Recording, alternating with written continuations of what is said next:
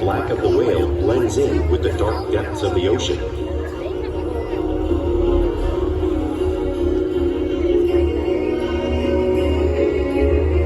When viewed from below, the orca's white bellies match the brighter surface of the water, blending with the light above, giving them the perfect camouflage.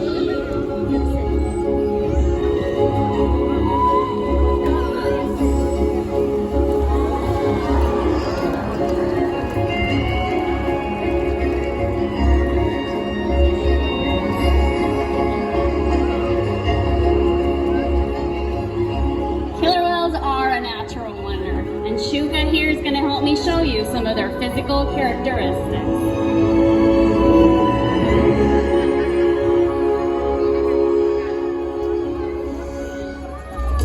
Their blowhole is perfectly designed to take a quick breath at the surface of the water.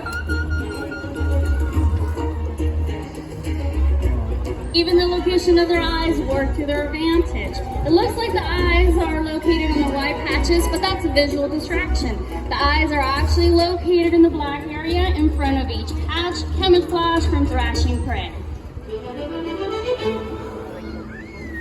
The dorsal fin is on top of the whale and will help stabilize killer whales when they're swimming and regulate their body temperature. The flippers on either side of the whale are called pectoral flippers, which are mainly used for steering and stopping. Each flipper has 5 bony digits inside of them, much like the human hand.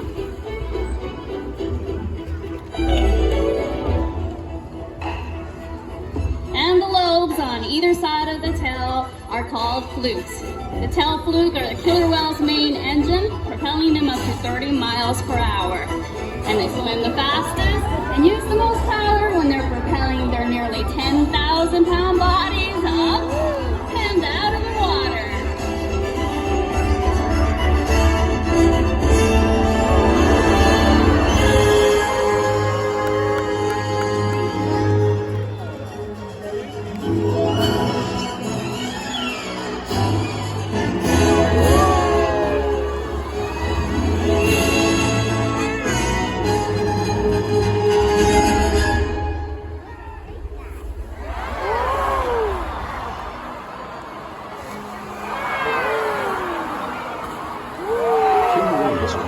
Social animals with a well-defined social structure. An orcapod is always led by a female. Though just half the size of her male counterpart, she is in charge. It's all about attitude, not size. Because they live and work as a group, orcas need to communicate with sounds and body language. Orcas use clicks for echolocation or navigation.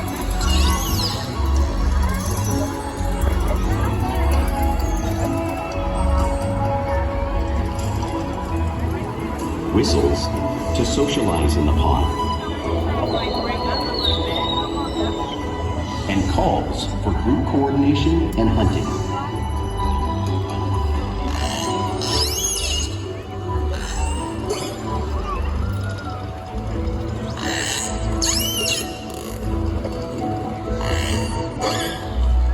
Vocal development studies here at SeaWorld show that early on, calves learn vocalization from their mothers. But as they grow, they learn from others close to them as well. This is a bottlenose dolphin call that Shuka learned and even taught other killer whales here at SeaWorld. In fact, orcas are the largest members of the dolphin family.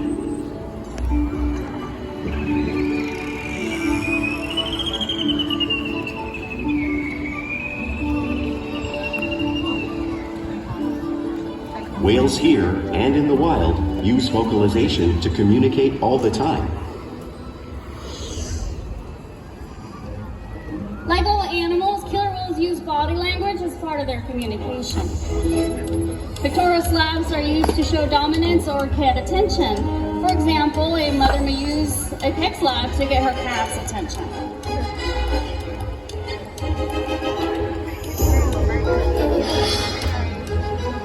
But when they really want to be heard, they freeze.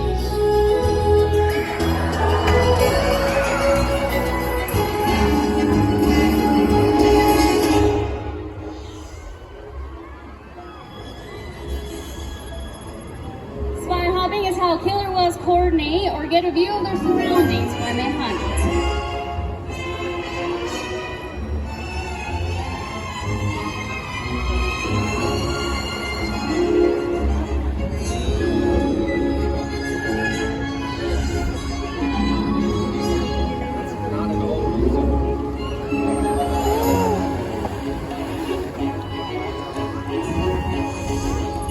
And fluke slabs are also a form of communications killer whales use both in the wild and here at SeaWorld.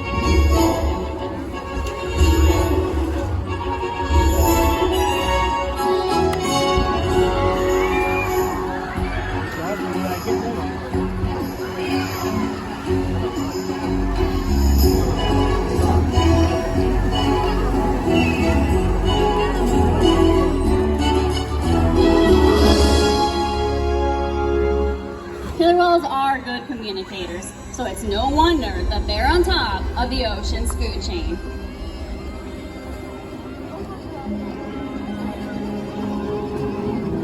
Killer whales work together to rear their young, protect their pod, and most importantly, pursue and catch their prey. Every day they cooperate to survive in the wild oceans of the world. The orca's hunting techniques are as varied as the whales themselves. Norwegian killer whales will circle herring, herding them together. The whales use sounds to coordinate with each other and to disorient the herring. With the fish confused and contained, the whales stun them with their powerful tail flukes, making for an easy meal.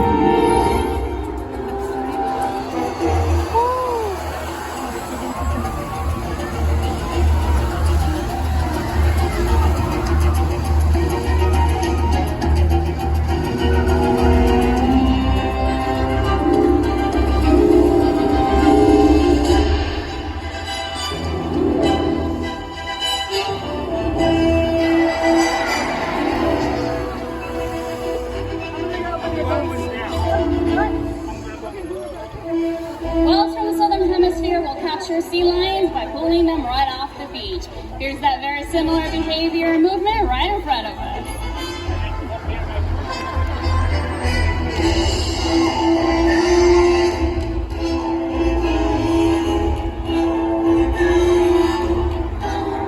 Waves and crash over floating ice that will knock seals into the water.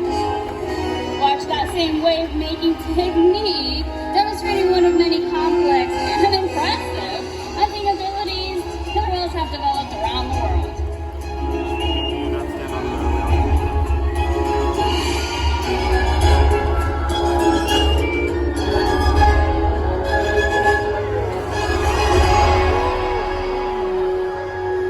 So we've all seen these waves crash in front of us, but you can't really imagine the amount of water being displaced by our whales.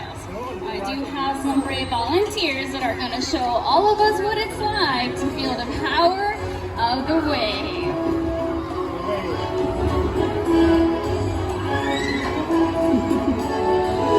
Come on down, guys. So you're going to sit in that small box, pretend it's a small iceberg. Perfect. Hold on tight, and all you have to do is think like a seal.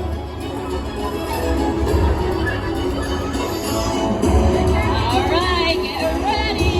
Don't worry, guys. Everyone's getting wet.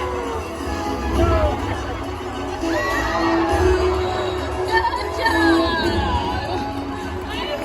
You guys are so brave. Come on up, guys.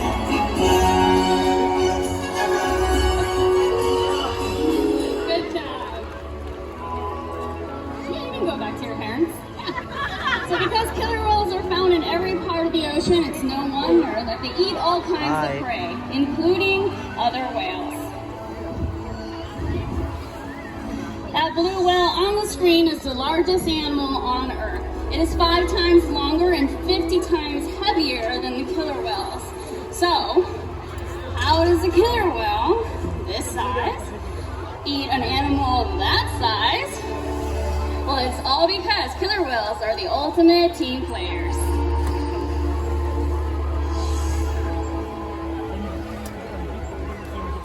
In this example, we see the larger male orcas surround a sperm whale, forming a perimeter, while the females continue to drive the whale forward until it reaches exhaustion.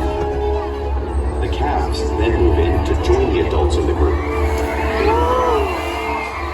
Whenever they're prey, killer whales always cooperate and hunt together, making them a highly successful predator.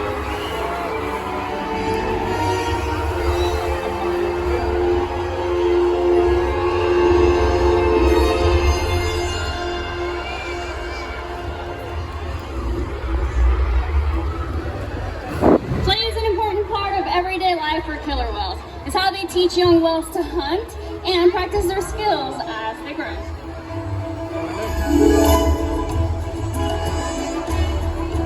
Orcas spend lots of time interacting and showing their playful side, both in the wild and here at SeaWorld.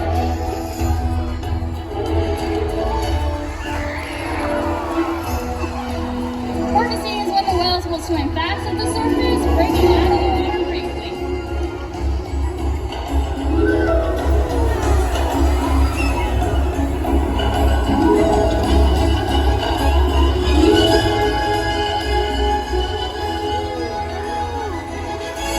You'll see them do this when catching a ride in the wake of a boat or surfing in a wave.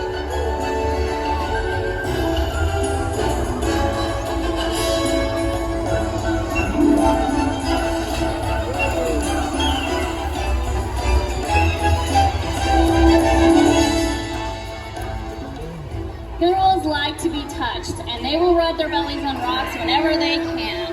The whales do that here, just like the whales in British Columbia.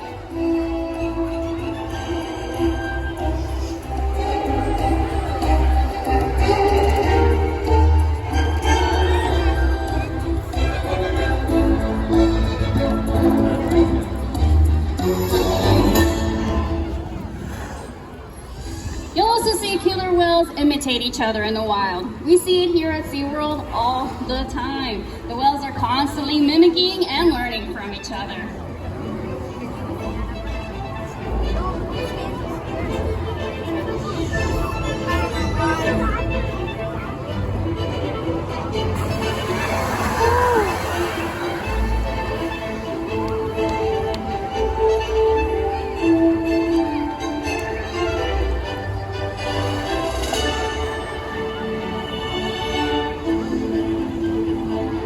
Playful behavior does have a purpose. A tail beat used when used in hunting will stun a fish. But today, looks like these whales are stunning all of you.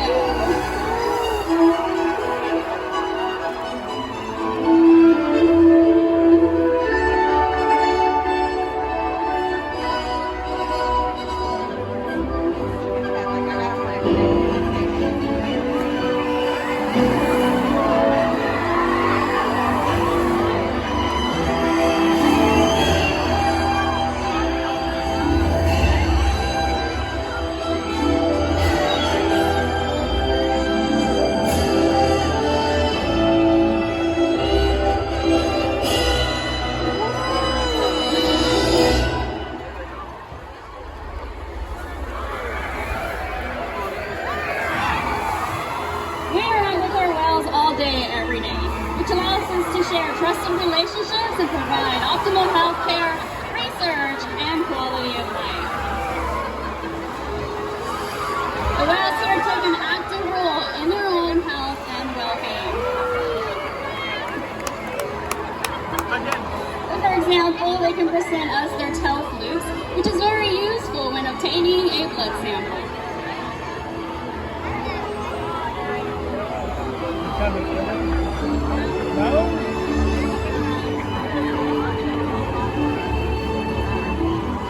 The whales can also slide onto a scale so we can monitor their weight, just like Orca is showing us right there on the video on the screen.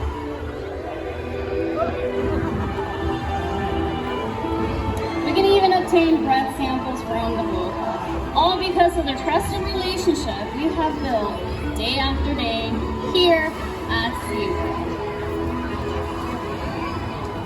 All right. Alright guys, we're just gonna slow it down just quite a bit and introduce you to one of our whales. Here is Makani. Everyone give him a nice round of applause. Makani is our youngest whale. He is 9 years old. He was born here at SeaWorld on Valentine's Day. Aww. He is very, very playful and he's just true to his name. He's really sweet as well. Now, every day we challenge our whales to learn something new, to engage and stimulate their mind. Diet, exercise, and of course play are all part of keeping the whales in great shape. The whales here at SeaWorld have helped killer whales in the wild by participating in many research studies. One ongoing study monitors the whale's heart rate and breathing to understand how marine noise pollution from ship engines and other sources affect wild populations. In another study, scientists from NOAA, the National Oceanic and Atmospheric Administration, took measurements of the killer whales living here, including pregnant whales. By comparing these measurements with drone footage of killer whales in the wild, scientists are able to monitor the wild population's nutritional and reproductive states. Other research has been done here at SeaWorld on the mother whale's milk composition. This research will help create an effective model to understand how toxins in the ocean impact wild killer whales and their milk supply. What we learn from the whales in our care every day is actively helping whales in the wild survive. And just by being here today, you've supported our rescue, research, and conservation efforts all around the world. If we work together, like the killer whale, we can protect the future of the Orcina's orca and this beautiful planet that we all share.